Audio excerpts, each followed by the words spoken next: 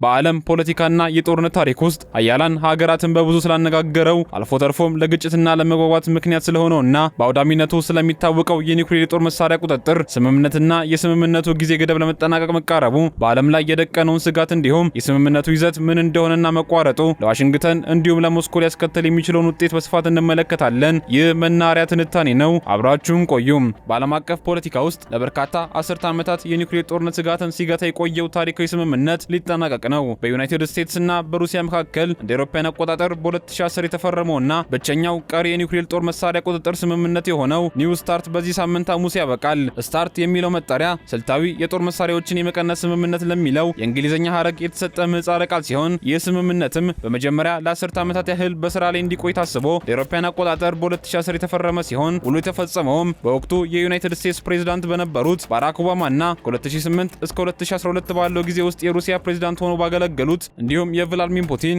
የቅርብ አጋር በሆኑት በዲሚትሪ ሜድቬዴቭ መካከል ነበር። ይህ ዲፕሎማሲያዊ ስምምነት አስፈላጊዎቹ ቅድመ ሁኔታዎች ተሟልተውለት በይፋ በስራ ላይ የዋለው ግን ከአንድ ዓመት በኋላ ማለትም በ2011 ነበር። ኒው ስታርት ተብሎ የሚጠራው ይህ ስምምነት በድንገት የተፈረመ ሳይሆን ከዚህ ቀደም በሁለቱ ኃያላን ሀገራት መካከል ሲደረጉ የነበሩ የኒውክሌር ጦር መሳሪያ ቁጥጥር ስምምነቶች ቀጣይና ተተኪ አካል ተደርጎ የሚወሰድ ነው። ለዚህም እንደ መሰረት የሚጠቀሰው ስታርት አንድ ተብሎ የሚጠራው ሲሆን ይህ ስምምነት በዩናይትድ ስቴትስ እና በወቅቱ በነበረችው የሶቪየት ህብረት መካከል ለአውሮፓውያን አቆጣጠር በ1991 በቀዝቃዛው ጦርነት ማብቂያ ወቅት የተፈረመ ታሪካዊ ሰነድ ነበር። ስምምነቱም በሁለቱ ሀገራት ወታደራዊ ይዞታዎች ውስጥ በተጠንቀቅ ቆመው የሚገኙ የኒውክሌር አረሮችን ቁጥር በከፍተኛ ደረጃ ለመቀነስ ያለመ ሲሆን እስከ 2009 ድረስም ለረጅም ዓመታት በስራ ላይ ቆይቷል። ከዚህ በተጨማሪም በ1993 ስታርት 2 የተሰኘ ሌላ ስምምነት ተፈርሞ ነበር። የዚህ ስምምነት ዋነኛ ዓላማ የነበረው በተጠንቀቅ ላይ የሚገኙ ስልታዊ የኒውክሌር አረሮችን ይበልጥ ዝቅ ማድረግና ከአንድ በላይ የኒውክሌር አረር መሸከም የሚችሉ አህጉር አቋራጭ ባላስቲክ ሚሳኤሎችን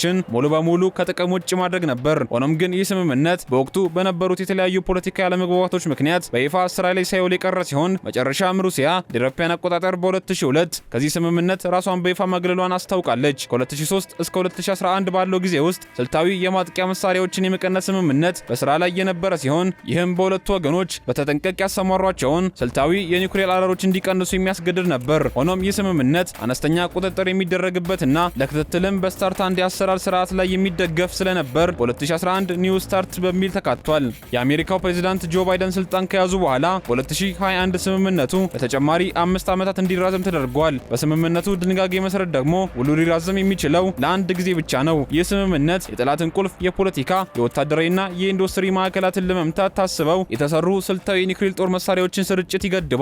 የተሰማሩ መሳሪያዎች ወይም አረሮች ሲባሉ በመጋዘን ውስጥ ከሚገኙ ወይም እንዲፈርሱ ከሚጠባበቁት በተለየ መልኩ በማንኛውም ጊዜ ለፈጣን ጥቃት ዝግጁ የሆኑና በስራ ላይ ያሉትን ያመለክታል። በስምምነቱ መሰረት ሞስኮና ዋሽንግተን ለሚከተሉት ነጥቦች ቁርጠኝነታቸውን ገልጸው ነበር። ስምምነቱ እያንዳንዱ ሀገር አነስተኛ የቅድመ ማስጠንቀቂያ በመስጠት ወደ ሌላኛው ሀገር የኒውክሌር ጣቢያዎች ተቆጣጣሪዎች እንዲልክ ይፈቅድ ነበር። ይሁን እንጂ እነዚህ ፍተሻዎች በኮቪድ-19 ወረርሽኝ ምክንያት በ2020 አጋማሽ ላይ እንዲቆሙ የተደረገ ሲሆን ከዚያም በኋላ ዳግም አልተጀመሩም። በ2022 ሩሲያ በዩክሬን ላይ ሙሉ በሙሉ ወረራ የፈጸመች ሲሆን ጦርነቱ ለ4 ዓመታት ቀጥሏል። ከዚያም በ2023 የሩሲያው ፕሬዝዳንት ፑቲን ዋሽንግተን በጦርነቱ ወቅት ለዩክሬን የምታደርገውን ድጋፍ እንደ ምክንያት በመጥቀስ ሞስኮ በኒው ስታርት ስምምነት ላይ ያላትን ተሳትፎ አግደዋል። ይህም ማለት ሩሲያ በፍተሻዎች ላይ መሳተፍንና መረጃ መለዋወጥን ብታቆምም አሁንም የስምምነቱ አካል ነች። ይህ ሁኔታ በአካል የሚደረጉ ፍተሻዎችን ያስቀረ ሲሆን ሁለቱም ሀገር ሌላኛው ወገን ስምምነቱን ማክበር አለማክበሩን ለመገምገም በራሳቸው የስለላ መረጃ ላይ ብቻ እንዲደገፉ አድርጓቸዋል። ይህ ሁሉ ሆኖ ግን አሁንም በስራ ላይ ያለውን የጦር አረር ብዛት ገደብ በተመለከተ አንዱ ወገን ሌላኛው ስምምነቱን ጥሷል በሚል እስካሁን አልከሰሰም። ስምምነቱ ለምን አስፈላጊ ሆነ የሚለውን ዋነኛ ሀሳብ ስንመለከት ዩናይትድ ስቴትስ እና ሩሲያ በእጃቸው ባለው የኒውክሌር አረር ብዛት በዓለም ላይ ቀዳሚዎቹ የኒውክሌር ኃያላን ናቸው። ሁለቱ ሀገራት በጋራ በዓለም ላይ ካሉ የኒውክሌር አረሮች ውስጥ 90 በመቶ የሚሆኑን ይዛሉ። የጦር መሳሪያ ቁጥጥርና አለመስፋፋት ማዕከል ግምት መሰረት ሞስኮ በአሁኑ ጊዜ 5459 የኒውክሌር አረሮች ያሏት ሲሆን ከነዚህ ውስጥ 1600 የሚሆኑት በተጠንቀቅ የተሰማሩ ናቸው። ዩናይትድ ስቴትስ በበኩሏ ወደ 5550 የሚጠጉ የኒውክሌር አረሮች ያሏት ሲሆን ከነዚህ ውስጥ ደግሞ 3800 ያህሉ በስራ ላይ ያሉ ናቸው። በቀዝቃዛው ጦርነት ጊዜ በ1960ዎቹ አጋማሽ ላይ የዩኤስ የኒውክሌር ክምችት በስራ ላይ ያሉና የሌሉትን ጨምሮ ከ31000 በላይ ደርሶ እንደነበር እናነሳለን። የአሜሪካው ፕሬዝዳንት ዶናልድ ትራምፕ የኒውክሌር የጦር መሳሪያዎችን የሚገድብ አዲስ ስምምነት ላይ ለመድረስ ፍላጎት ያላቸው ይመስላል። ባለፈው ጥር ወር ከኒውዮርክ ታይምስ ጋር ባደረጉት ቃለ ምልልስ ስለ ኒው ስታርት ስምምነት ሲናገሩ ካበቃ ያበቃል፣ እኛ የተሻለ ስምምነት እናደርጋለን ብለዋል። በተጨማሪም ትራምፕ በየትኛውም የኒውክሌር ድርድር ውስጥ ቻይና እንድትካተት እንደሚፈልጉ ገልጸው በነሐሴ ወር በሰጡት አስተያየት ስለ ኒውክሌር መሳሪያዎች ገደብ እያወራን ነው፣ ቻይናም በዚህ ውስጥ እናካትታለን ብለዋል። በተለየ ሁኔታ በዚያ ወር ከደቡብ ኮሪያው ፕሬዝዳንት ሊ ጄሚዩንግ ጋር ከመገናኘታቸው በፊት ትራምፕ ሲናገሩ ከኒውክሌር ነጻ መሆን ትልቅ ግብ ነው ብዬ አስባለሁ። ሩሲያ ይህን ለማድረግ ፈቃደኛ ናት፣ ቻይናም ፈቃደኛ ትሆናለች ብዬ አስባለሁ። የኒውክሌር መሳሪያዎች እንዲስፋፋ መፍቀድ የለብንም፣ የኒውክሌር መሳሪያዎችን ማስቆም አለብን፣ ኃይሉ እጅግ ታላቅ ነው ብለዋል። ሞስኮ በበኩሏ በአሁኑ ጊዜ የሩሲያው የጸጥታ ምክር ቤት ምክትል ሊቀመንበር የሆኑት ሜድቬዴቭ የኒው ስታርት ስምምነት ካበቃ ትልቁ የኒውክሌር ኃያላን ከ1970ዎቹ ወዲህ የኒውክሌር ፕሮግራማቸውን ያለ ገደብ የማስፋፋት አቅም ይኖራቸዋል ሲሉም አስጠንቅቀዋል። ሜድቬዴቭ ሰኞ ዕለት ከሞስኮ ውጭ በሚገኘው መኖሪያቸው በሰጡትና በሮይተርስ በታስ የዜና ወኪል እንዲሁም በወር ኮንዞ የሩሲያ የጦርነት ብሎገር በተዘገበው ቃለ ምልልስ ላይ ይህ ማለት ወዲያውኑ ጥፋት ይመጣል ወይም የኒውክሌር ጦርነት ይነሳል ማለት አይደለም፣ ነገር ግን አሁንም ቢሆን ለሁሉም ሰው አሳሳቢ ሊሆን ይገባል ብለዋል። ባለፈው መስከረም ወር ፑቲን ሁለቱም ሀገራት ያለ ይፋዊ ስምምነት ለአንድ ተጨማሪ ዓመት በአረር ገደቦች ላይ እንዲቆዩ ሀሳብ አቅርበው ነበር። ፑቲን በክሬምሊን በሰጡት መግለጫ ተጨማሪ ስልታዊ የጦር መሳሪያ ፉክክርን ላለመቀስቀስ እንዲሁም ተገቢ የሆነ የመገመትና የመገደብ ደረጃን ለማረጋገጥ አሁን ባለው አስቸጋሪ ጊዜ በኒው ስታርት ስምምነት የተቀመጠውን ነባራዊ ሁኔታን ለማስቀጠል መሞከር ተገቢ ነው ብለን እናምናለን ብለዋል። የትራምፕ አስተዳደር ለዚህ ጥያቄ እስካሁን ይፋዊ ምላሽ አልሰጠም። ፑቲን አንዳንድ ጊዜ ስለ ስምምነቱ ዘና ያለ አቋም ሲያንጸባርቁ ይታያሉ። ይሁን እንጂ በጥቅምት ወር ሩሲያ አዳዲስ ስልታዊ መሳሪያዎችን እያዘጋጀች መሆኑንና አሜሪካ በኒው ስታርት የተቀመጠውን የአረር ገደብ ለማራዘም ፈቃደኛ ባትሆን ለሞስኮ ያን ያህል ወሳኝ ጉዳይ እንዳልሆነ ለጋዜጠኞች ተናግረዋል።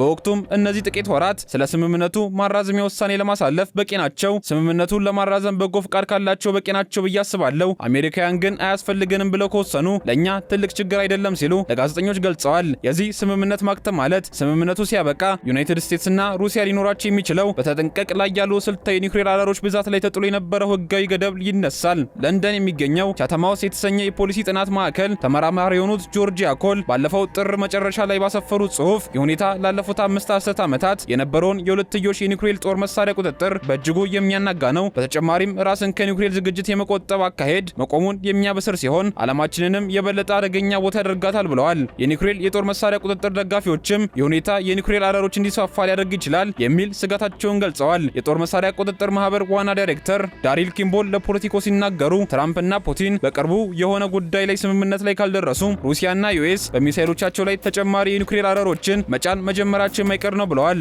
ጆርጂያ ኮል ሲቀጥሉ የኒው ስታርት ስምምነት ገደቦች ከሌሉ የሁለቱም ወገኖች ስልታዊ እቅዶች እርግጠኛ ባልሆኑ ሁኔታዎችና በክፉ ግምቶች ላይ የተመሰረቱ የመሆን እድላቸው ሰፊ ነው። ይህም አዲስ የጦር መሳሪያ ፉክክር የመፈጠሩ አደጋን ይጨምረዋል። በተለይም አደገኛ ወገን ባሉት ሚሳይሎች ላይ ተጨማሪ አረሮችን መጫን ወይም የማስወንጨፊያ ስርዓቶቹ ማስፋፋት ከጀመረ ሁኔታው ይባባሳል ሲሉ ጽፈዋል። የአሜሪካው የፖለቲካ ዜና ምንጭ እንደገለጸው ከሆነ የዩናይትድ ስቴትስ መከላከያ ሚኒስቴር የሆነው ፔንታጎን የኒው ስታርት ስምምነት በሚያበቃበት ጊዜ ሊፈጠር ለሚችለው አዲስ ወታደራዊ ሁኔታ ራሱን እያዘጋጀ ይገኛል። ሚኒስትሩ ስምምነቱን በይፋ ካቆመ በኋላ ስላለው የወደፊት ሁኔታ አስቀድሞ ስልታዊ እቅዶችን እያወጣ መሆኑን ጉዳዩን በቅርበት የሚያውቁ 3 ስማቸው ያልተጠቀሰ ምንጮችን ዋቢ በማድረግ ዘገባውን አመልክቷል። ምንም እንኳን እነዚህ በዝግጅት ላይ ያሉ እቅዶችም ሆኑ የውስጥ ውይይቶች ይዘታቸው ምን እንደሆነ እስካሁን በግልጽ ባይታወቅም ዝግጅቱ ግን በከፍተኛ ትኩረት የተከናወነ መሆኑን ጠቁመዋል። ይህ በእንዲህ እንዳለ ባለፉት ጥቂት ዓመታት ውስጥ በዩናይትድ ስቴትስና በሩሲያ መካከል ያለው የጦር መሳሪያ ፉክክር በከፍተኛ ፍጥነት እያደገ መጥቷል። ሁለቱም ሀያላን ሀገራት የጦር መሳሪያ ምርታቸውን በከፍተኛ ሁኔታ እያሳደጉ ሲሆን በተለይም ዘመናዊ የሆኑና የኒውክሌር አረሮችን የመሸከም ብቃት ያላቸውን አዳዲስ የጦር መሳሪያዎችን በመስራት ላይ ይገኛሉ። እነዚህ መሳሪያዎች ምንም እንኳን በየቀኑ በሚደረጉ ወታደራዊ እንቅስቃሴዎች ላይ የኒውክሌር አረር ባይጫንባቸውም እንደ አስፈላጊነቱ ግን የኒውክሌር ጥቃት ለማድረስ በሚያስችል ቴክኖሎጂም የታጠቁ ናቸው። ለዚህም እንደ ማሳያ የሚሆነው ባለፈው ጥር ወር ላይ የተከሰተው ክስተት ነው። ሩሲያ በምዕራብ ዩክሬን የሚገኝና ለፖላንድ ድንበር በጣም የቀረበን ኢላማ ኦፕሬሽኒክ በተሰኘው አዲስና እጅግ ፈጣን ሃይፐርሶኒክ ሚሳኤል መታለች። ይህ ሚሳኤል የኒውክሌር አረር የመሸከም ከፍተኛ አቅም ያለው ሲሆን በጊዜው በተፈጸመው ጥቃት ግን የኒውክሌር አረር አልተጫነበትም ነበር። ይህ ጥቃት በዩክሬን ላይ ስላደረሰው ጉዳት መጠን እስካሁን የተሟላ መረጃ ባይኖርም ክስተቱ ግን ሀገራቸው ያላቸውን የኒውክሌር አቅም ለዓለም ለማሳየት የተጠቀሙበት ወታደራዊ መልእክት ተደርጎ ተወስዷል።